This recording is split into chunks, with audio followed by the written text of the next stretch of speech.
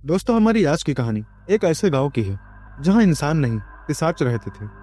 उस गांव में सालों बाद वापस लौटा एक परिवार कैसे उन पिशाचों का शिकार होता है और कैसे पुनर्जन्म उसी डरावने और खौफनाक इतिहास को दोबारा से दोहराता है। दोस्तों, आप सभी से रिक्वेस्ट करूंगा पूरी कहानी सुनकर जाएं।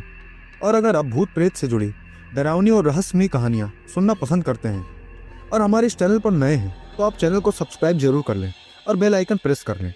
तो चलिए, मैं आप सभी को ले चलता हूँ हमारी आज की कहानी की तरफ। दोस्तों, शाम हो चली थी, सूरज ढलने को था। सूरज की लाल रोशनी पूरे आसमान में फैली हुई थी। दिनेश अपने बेटे और पत्नी को रास्तों में पड़ रही सारी जगहों पर अपने बिताए हुए बचपन के बारे में बताते हुए गांव की तरफ बढ़ता जाता है। बस थोड़ी दूर और, बस अब हम हमारे गांव पहुंचने वाले हैं। दोस्तों, असल में दिनेश उसी पूरनपुर गांव का रहने वाला था जो कि माँ बाप के गुजरने के बाद काफी कम उम्र में ही विदेश चला गया था और उसकी किस्मत ने भी साथ दिया। वो वहाँ एक बहुत ही कामयाब व्यापारी के रूप में जाना जाने लगा। उसने वहीं की एक पढ़ी लिखी और अच्छे घर की लड़की से शादी की और उन्हें अब एक 13 साल का बच्चा भी था। दिनेश लगभग 30 साल बाद अपने गांव वापस आ रहा था। दोस्तों, जब दिनेश अपनी पत्नी और बेटे को उन यादगार जगहों के बारे में बता रहा था तब उसे कुछ चीजें बहुत ही अजीब सी लग रही थी। जैसे गांव का वह रास्ता, ऐसा लग रहा था जैसे बरसों से उन रास्तों पर ना कोई गया हो और ना ही कोई आया हो। गांव से कोसों दूर और गांव के आसपास का सब कुछ एकदम जर्जर हो चुका था। और इसी के साथ इस बात से और परेशान हुआ गांव का वो प्राचीन मंदिर जहां दिन क्या रात में भी नगाड़े बजते रहते थे, वह भी एकदम वीरान बंद पड़ा था। पर अब शाम होते होते वह गांव पहुंच चुके थे। पर जैसे ही वो गांव में पहुंचता है वह एकदम चौंक जाता है, क्योंकि वो गांव का नजारा किसी शहर से कम नहीं था। चारों तरफ जगमगाती लाइटें, सभी के हंसने बात करने की आवाजें, सभी वहां ग्रुप बनाकर बैठे हुए थे और एक दूसरे से बात करते और खुश नजर आ रहे थे। तभी दिनेश वहीं एक पेड़ के नीचे बैठे कुछ बुजुर्ग लोगों में उन गांव के मुखिया को पहचान जाता है और उन्हें आवाज लगाता है, शंभू काका।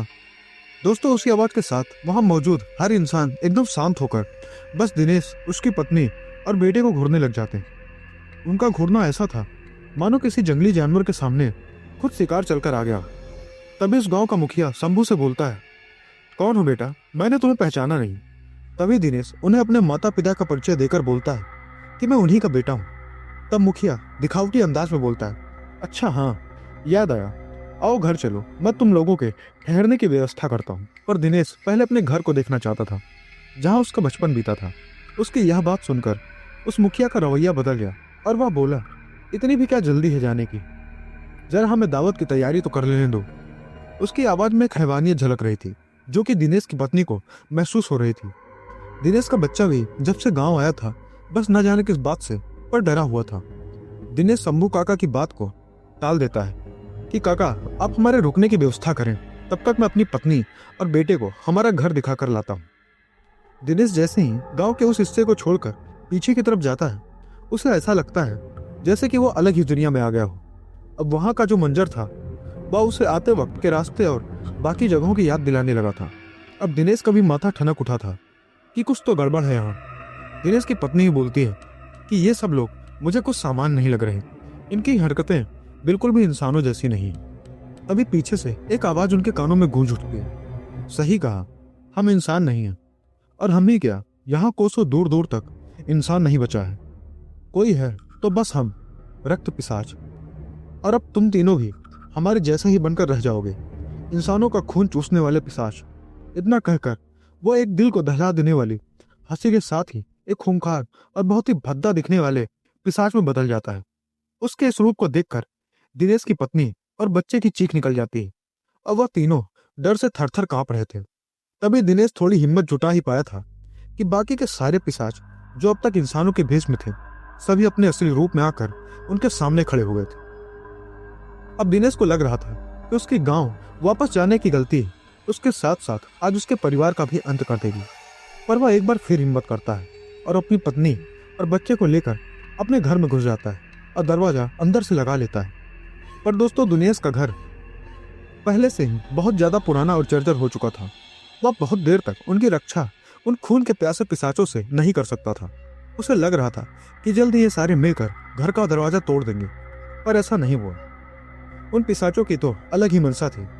उन्होंने उस घर को चारों तरफ से आग लगा दिया और उन्हें उन पिशाचों के राजा की आवाज सुनाई पड़ती है कि तुम तीनों को तो हम इसी आग में भून कर खाएंगे। और उसके बाद सभी जोर जोर से रूह कपा देने वाली आवाज में हंसने लगते हैं। अब दिनेश अपनी पत्नी और बेटे को गले लगाकर रोने लग जाता है कि मुझे माफ कर दो, मेरी गलती की वजह से आज हम तीनों मरेंगे। दोस्तों, धीरे धीरे आग ने पूरे घर को जलाकर खाक कर दिया और दिनेश, उसकी पत्नी और बेटा तीनों गांव वालों की तरह उन पिशाचों के शिकार हो गए। दोस्तों, ऐसे ही न जाने कितने परिवार, न जाने कितने इंसान उन पिशाचों के शिकार हो चुके थे। यह सिलसिला ऐसे ही चलता रहा। पर दोस्तों, कुछ साल बाद इतिहास दोबारा से कुछ दोहराने वाला था। कुछ ऐसा जो वर्षों से चले आ रहे उन पिशाचों के खूनी खेल को खत्म करने वाला था।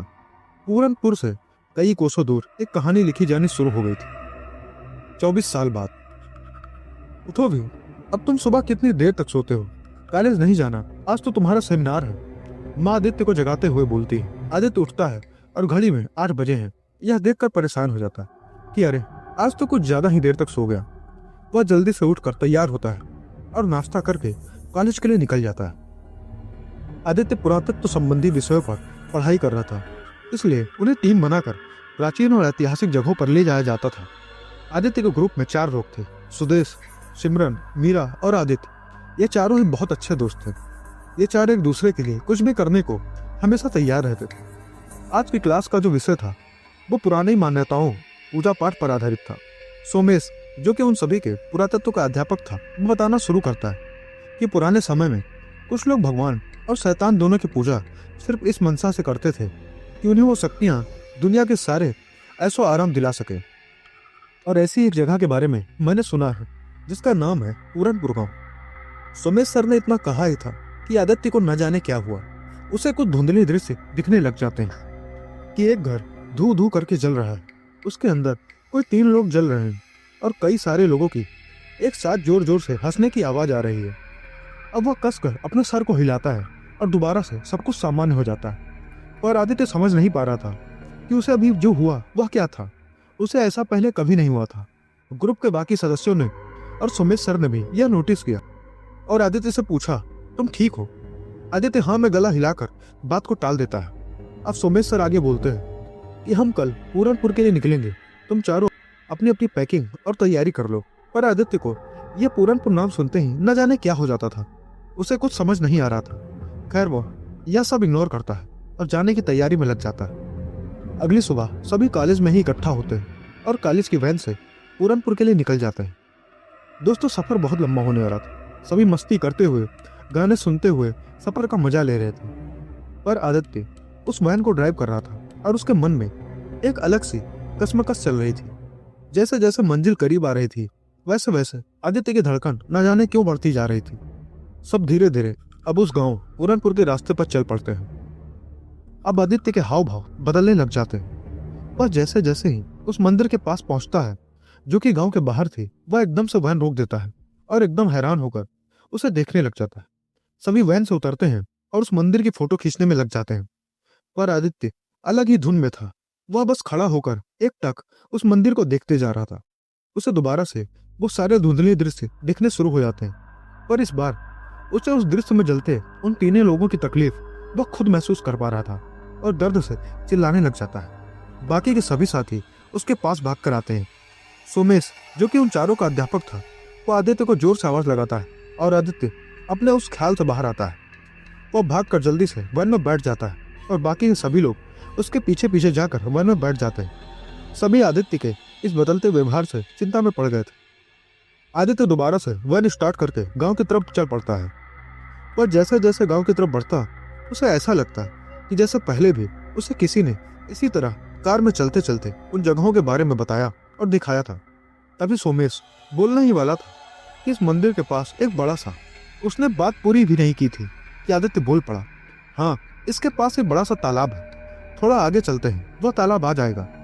यह सुनते ही सभी आश्चर्य के साथ आदित्य को देखने लग जाते हैं और आदित्य खुद भी हैरान था कि उस रास्ते का नक्शा तो सिर्फ सोमेश सर के पास है। फिर मुझे कैसे पता किस गांव में कहाँ और क्या है। अब सबको कुछ गड़बड़ की आशंका होने लगी थी। पर वो और कुछ सोचते तब तक वो गांव पहुंच चुके थे।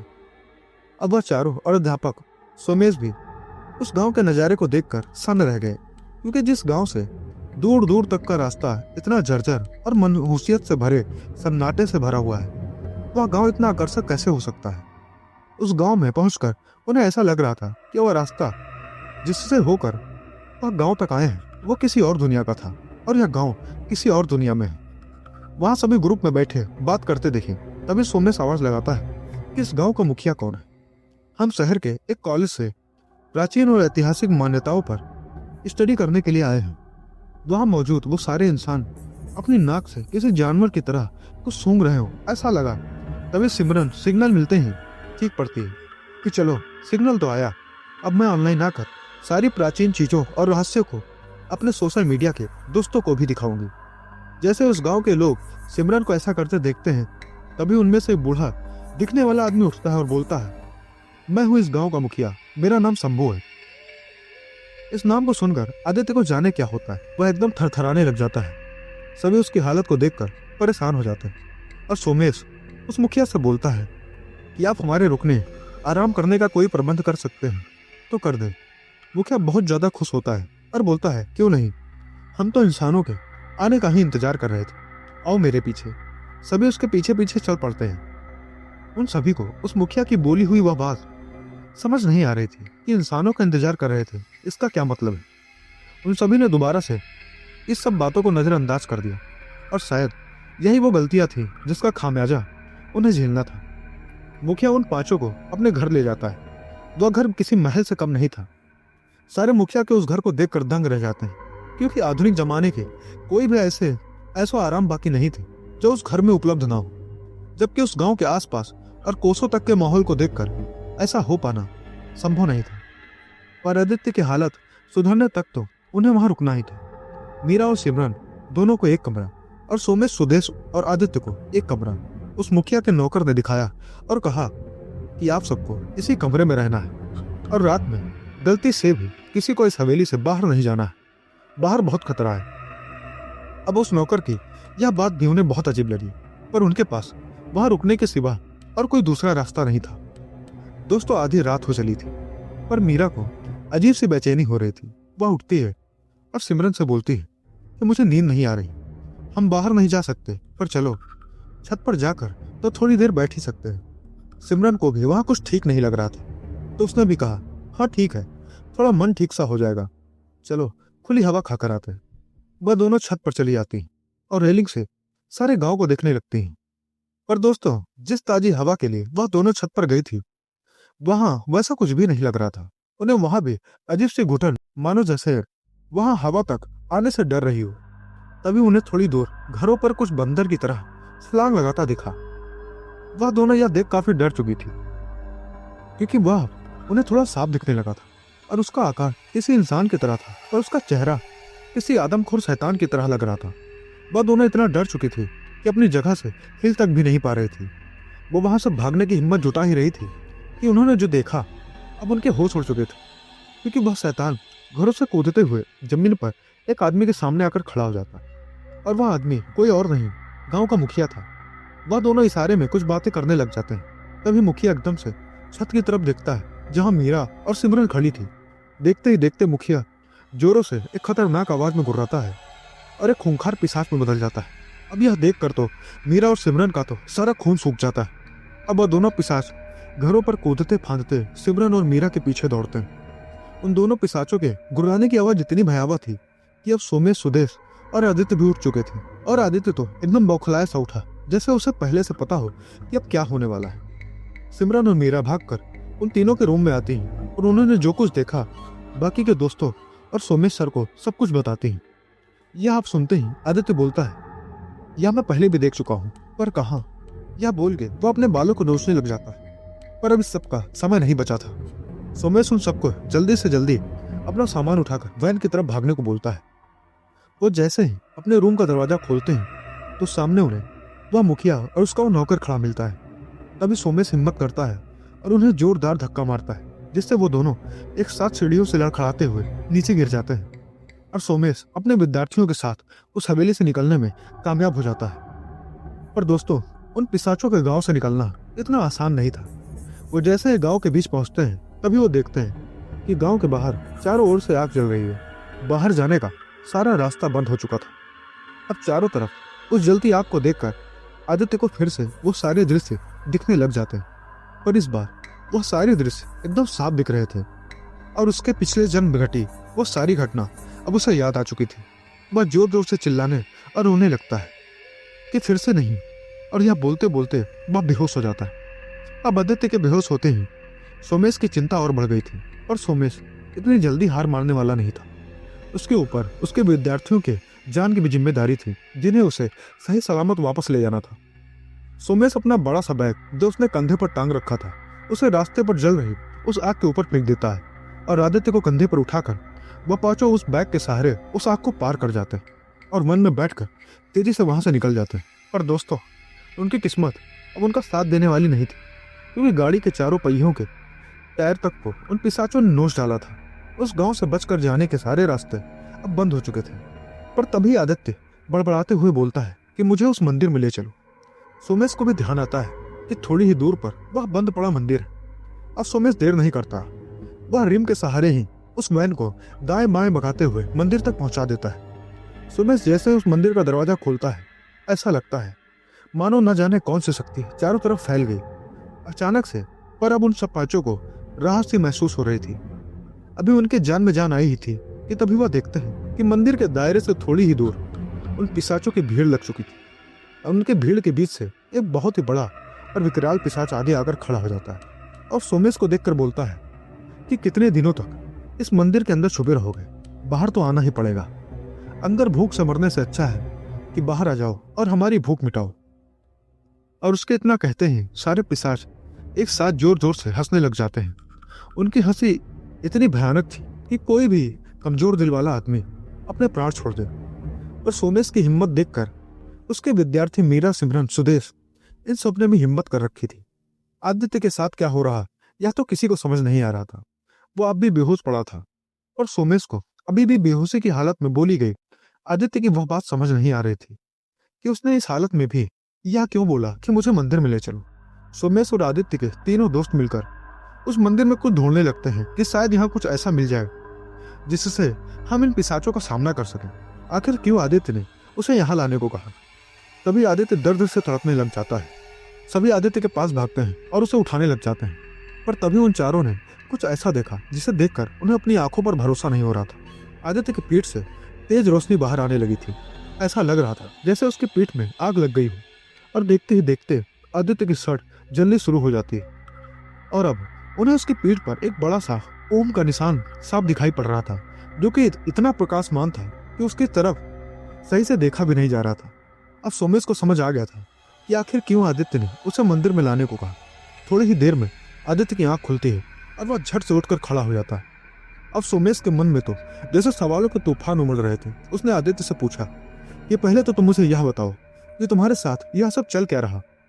कॉलेज में पूरनपुर का नाम सुनने के बाद से तुम्हें यह क्या हो गया है, और अब ये ओम का चिन्ह तुम्हारे पीठ पर कैसे। फिर आदित्य अपने तीनों दोस्तों और सोमेश सर को वो दिखने वाले दृश्य और उसके पीछे की सारी कहानी बताता है और बोलता है कि मुझे दिखने वाले दृश्य में जो 3 लोग जल रहे थे वह मेरे पिछले जन्म के माँ बाप और मैं खुद था, और मुझे जो हंसने की आवाज़ सुनाई दे रही थी वो इन पिशाचों की थी। इनका ये खूनी खेल कई सालों से उसी तरह चलता आ रहा है, और शायद इसलिए भगवान ने मुझे इस नए जन्म में इस शक्ति के साथ भेजा है कि मैं इन पिशाचों का अंत करके इनके आतंक को खत्म कर सकूं। इतना बोलकर वह मंदिर में स्थापित शंकर जी की मूर्ति से उनका त्रिशूल अपने हाथ में लेता है और दरवाजा खोल देता है। दरवाजा खुलते देख वो पिशाच खुश होने लग जाते हैं कि अब उन्हें शिकार के लिए और इंतजार नहीं करना पड़ेगा। पर उन्हें नहीं पता था कि अब उनके अंत का समय आ चुका था। पिशाच जैसे ही आदित्य को देखते हैं तो उन्हें समझ नहीं आता कि यह कैसी शक्ति है, क्योंकि आदित्य के पूरे शरीर से पीले रंग की रोशनी इतनी तेज थी कि पिशाच उसे अच्छे से देख तक नहीं पा रहे थे। सारे पिशाच उससे दूर भागने लगे, पर उन पिशाचों का राजा आदित्य का सामना करने के लिए आगे आता है। वो जैसे आदित्य को हाथ लगाता है उसके हाथों में तेज जलन होने लग जाती है और वह धू धू करके जलने लग जाता है। तभी आदित्य उस त्रिशूल को उस पिशाच के पेट में उतारकर उसे चीर डालता है।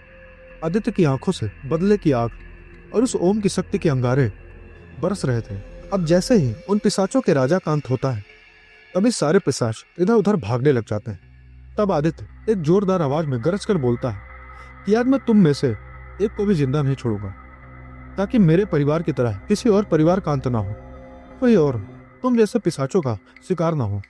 तुम सबको मरना होगा। इतना कहकर वह पिशाचों की तरफ दौड़ता है। वह एक एक करके सारे पिशाचों को उस त्रिशूल से चीरता फाड़ता चला जाता है। करीब 1 घंटे तक आदित्य उन पिशाचों से सामना करता है। जिस भी पिशाच पर आदित्य उस त्रिशूल से वार करता वह उसी जगह जलकर राख बन जाता है। देखते देखते चारों तरफ राख का ढेर लग जाता है और फिर वह सारी राख धुएं में कहीं ओझल हो जाती। अब आदित्य के चारों दोस्त और सोमेश्वर मंदिर से बाहर आते हैं। अब वह सब बहुत ही खुश थे, क्योंकि आज वह मौत के मुंह से बाहर निकले थे। वह सब दोबारा से मंदिर में जाते हैं। आदित्य उस त्रिशूल को दोबारा से भोलेनाथ के हाथों में सौंप देता है। सभी भोलेनाथ का धन्यवाद करके उनका आशीर्वाद देकर शहर वापस लौट जाते हैं। दोस्तों, इस घटना ने आदित्य के साथ साथ उसके दोस्तों और सोमेश्वर सभी की जिंदगी पूरी तरह बदल दी थी। इसके बाद वह पांचों कई रहस्यमय और ऐतिहासिक जगहों पर जाते और उनके रहस्य को सुलझाते, और कभी भी कोई मुसीबत पड़ती तो आदित्य ऊपर वाले की दी हुई उस शक्ति से, जो कि उसके शरीर में ओम के चिन्ह के रूप में समाई हुई थी, उसकी मदद से हर मुसीबत से अकेले ही निपट लेता। दोस्तों, बस यही थी हमारी आज की कहानी। आपको यह कहानी कैसी लगी मुझे कमेंट करके जरूर बताएं, और साथ ही साथ आप सभी से निवेदन है कि चैनल को सब्सक्राइब और वीडियो को लाइक करके मेरा हौसला बढ़ाते रहें, ताकि मैं आप सभी के लिए ऐसी ही भूत प्रेत और पिशाच और काली शक्तियों से जुड़ी काल्पनिक और सच्ची कहानियां लाता रहूं। तो चलिए मिलते हैं एक और नई कहानी के साथ। तब तक के लिए टेक केयर।